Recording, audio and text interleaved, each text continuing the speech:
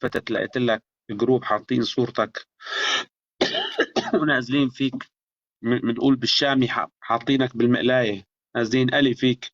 ولا يهمك.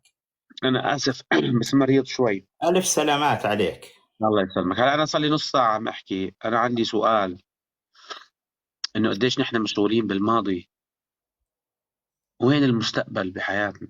ما في وين بكرة؟ وين الحاضر؟ ما في.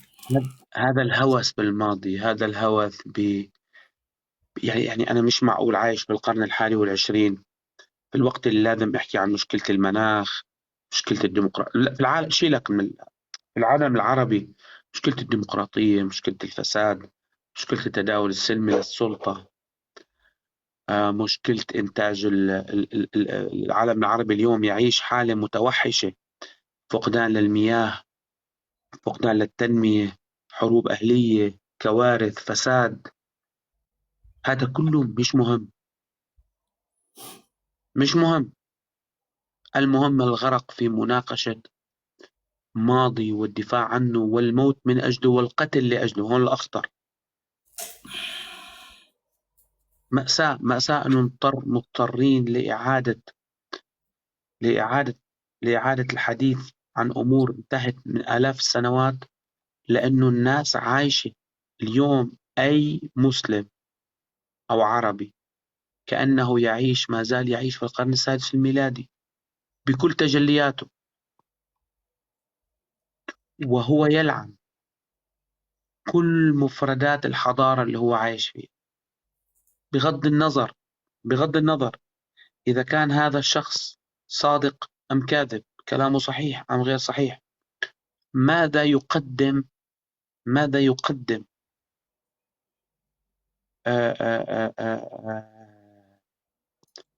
آه، الحوار حول الصحابة وحول الأنبياء وحول الكتب المقدسة لحياة هؤلاء الناس. بين عام 2006 و2008 مات 2 مليون عراقي في حرب أهلية، في الصراع حول عمر وعلي ومعاوية ويزيد. وعمر وعلي ومعاوية ويزيد كانوا مدبرين حالهم وعايشين أحلى عيشة. يعني عمر لما تزوج بنته لعلي أعطاها قناطير مقنطرة من الفضة والذهب مهر.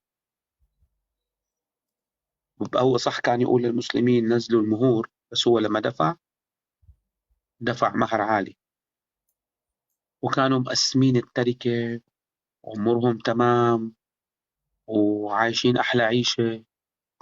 وكان خلافهم سطحي بالمناسبة، يعني ما حتى وقت اختلفوا على الخلافة ما كان يعني عمر تزوج بنت علي وهو كلهم من خليفة، الطبقة البرجوازية الأرستقراطية، ولا حدا فارق معاه، كلهم نفس ولا المنظور. حدا فارق.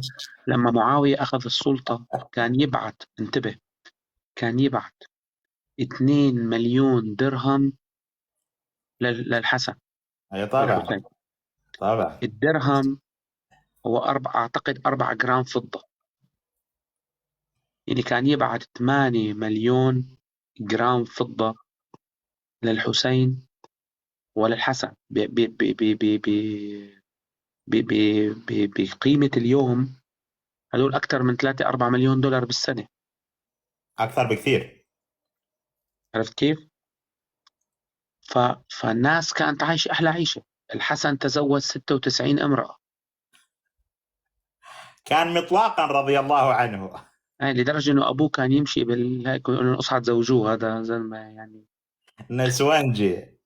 مع ذلك، وعلى فكرة هلا أنا طلعت لأقول إنه هي الناس ما كذبت علينا، المشكلة مش فيهم على فكرة. لو كذبوا علينا كان ما وصلتنا هي الأحداث بالبراد. عرفت كيف؟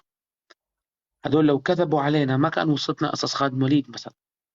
هم ما كذبوا، وهم ما قالوا نحن معصومين بالمناسبة، وهم ما كانوا ينادوا بعض رضي الله عنه ورضي الله عنه. أبدا.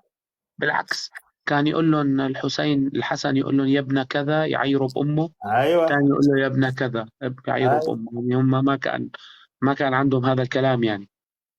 وأنا أعتقد أنه هم تركوا لنا وثائق صادقة جدا على فكرة. يعني بس يمسكها الواحد ويقرأها يعني أنا قرأت سيرة ابن هشام، كل المعجزات اللي المشايخ يحكوا لنا عنها ليل مع نهار عن النبي مش موجودة بسيرة ابن هشام. والقرآن نفسه يقول النبي ما عنده معجزات ما في سورة عنده. الإسراء، وما هو إلا بشيرا ونذيرا، إجا ليكن اعبدوا الله، اللي حب يرد أهله وسهله، واللي ما حب راح يروح على النار وبس وخلصنا من القصة. كل كل هذه الديباجة اللي اليوم بتفوت على بيت واحد شيخ تلاقي عنده 10,000 كتاب، هذا كله تأليف سياسي جاء لاحقا. هم ولا سائلين ومش فاضيين ومش مهتمين. يعني على سيرة خالد أبا سليمان، يعني أبا سليمان يعني أموت فيه أنا، أروح يعني له أبو فيه. سليمان إنسان مميز جدا يعني وعبقري، إنسان رجل حرب بامتياز. بعتقد أنا ما إجا مثله في التاريخ. آه. بس هو كل القصة مو شريانة، يعني قصة الدين والله ولا مش فارقة معه. هو ركب على مشروع سياسي بالضبط. اشتغل عليه آه. وهو مبدع. طبعا. ولكن هو نفسه ما قال لك أنا حدا مؤمن ممتاز، هو قال لك أنا قائد عسكري ممتاز. آه. بس هو ما حتى اللي حواليه ما كانوا يقولوا رضي الله عنه رضي الله عنه. عمر بن الخطاب أول ما تولى السلطة عزله مباشرة. ومو بس عزلوا، جردوا من نصف ماله، كما يقول ابن كثير، يقول حتى أبا عبيدة وضعه بين الناس ونزع أحد خفيه. تخيل، هذا بيعطيك انطباعين حتى نكون علميين ومنصفين. قديش هاي الناس كان عندها شعور بالعدل على الأقل وفق معايير القرن السادس. مم. انتبه، مش المشكلة فيهم، هم طبقوا معايير القرن السادس بحذافيرها. آه. المشكلة باللي قاعد هون عم يخرط على نفسه وعم يخرط علينا وبده يعيد صناعة التاريخ وإعادة العصر إلى القرن السادس. يا أخي العصر لن يعود إلى العصر السادس، انتهينا. فالسؤال فالسؤال لازم نسأله دائما: كيف يمكن أن نعيش الحاضر ونفكر في المستقبل؟ ما نقدر أستاذنا. قال له هذا قبر مين؟ قال له هذا قبر حجر بن عدي رضي الله عنه. قال له من اللي مين قتله؟ قتلوا؟ قال له معاوية بن أبي سفيان رضي رضي الله عنه. الله. قال قتلوا ليش؟ قال لأنه كان من شيعة علي رضي الله عنه. رضي الله عنه. يعني بالمناسبة من المفارقات التاريخية، أن الحسين لما قعد يروح على الكوفة أرسل معاه أرسل مسلم بن عقيل أيوة ابن بالضبط. عم. ابن عم. عقيل أبوه لمسلم هو عقيل بن أبي طالب أخوه آه. لعلي، آه. كان يقاتل في جيش معاوية ضد أخيه. آه. يعني هم، فلما سألوه إنه ليش؟ قال لهم والله معاوية دفع أكثر. الجماعة كانوا بيتقاتلوا على الملك وهم ما كذبوا. يعني معاذ بن أبي سفيان لما إجوا القبائل يعايروه إنه ساندوه، قال لهم والله جاهدتكم بها، قال لهم والله قاتلتم معي بمالي، ومن لم يرضى جاهدته بسيفي حتى رضي. ما كذب عليهم وقال لهم الله ومحمد هو ما كذاب، هو ما كذب. المشكلة باللي موجودين الآن، المشكلة تفتح اليوم أنت أي كتاب سيرة مثل ما حضرتك تفضل، هم ما كذبوا علينا. يعني في كتاب لطيف جدا لابن الأثير اسمه أسد الغابة في معرفة الصحابة، مم. وهو من الكتب الموثوقة والمعتمدة لدى أهل السنة، وهو كتاب ترجمان، يعني هو هو كتاب بيكتب عن كل تراجم صحابي. صحيح، سيرة صحيح، الرجال يعني. بتروح الناس تقرأ وتشوف شو كاتب عنهم. ابن أثير كان عنده شوية موقف حازم جدا، ما كان مثل ابن كثير يرقع كثير يعني. ابن أثير إيه، كان يجيب لك إياها كذا. إيه، بس أنت إذا رجعت تماما، إذا أنت رجعت للقرن السادس والقرن السابع، هم ما كان عندهم مشكلة أبدا. يعني هم حتى بحواراتهم مع النبي، يعني صارت قصة بعد غزوة حنين، إنه النبي راجع على مكة، نصف جيش المسلمين كان مشركين بالمناسبة في غزوة حنين، أكثر. مؤلفة قلوبهم. أيوه. ما خلوه يصل للمدينة. ما خلوه يصل، وقفوه بنصف الطريق وأجبروه على تقسيم الغنائم. إيه. وابن هشام حكاها في مثل ما هي، بالضبط. وهم ما شافوها فالأنصار عيب. غضبوا.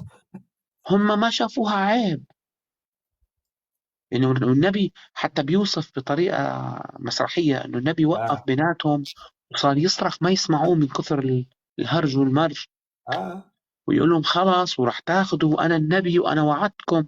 هم مش شارين القصة كلها. طبعا بلا شك كان النبي حوله نخبة من المؤمنين الأتقياء اللي آمنوا فيه، هذا لا شك فيه. لكن هم ما أسطروا نفسهم بالطريقة التي جاء ما بعدهم وأسطرهم بهذه الطريقة، حولوهم إلى أسطورة. كلام غير صحيح. وبالتالي و- وآخر شغلة راح أقولها أنا قبل ما أمشي، إنه قديش بالتيك توك في مجاهدين. طب أنت هلأ الساعة واحدة أحسن ما تتسمع واحد مثلي مثل الأستاذ محمد عم تشتمهم بالشات، تشتمهم.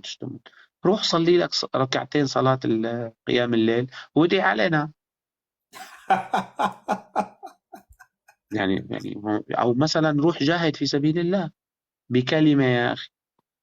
في عندي في عندي صديق كنت أعرفه قرر يتزوج على زوجته،